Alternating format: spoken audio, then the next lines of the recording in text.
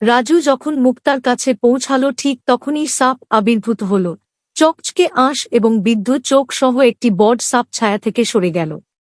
সাপ তাকে সতর্ক করে বলল, এই মুক্তা অভিশাপে আবদ্ধ। নাও, আর তুমি কখনো শান্তি পাবে না।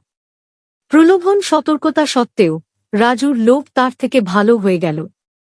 সে মুক্তাটি ধরে দ্রুত মাজারের বাইরে চলে গেল।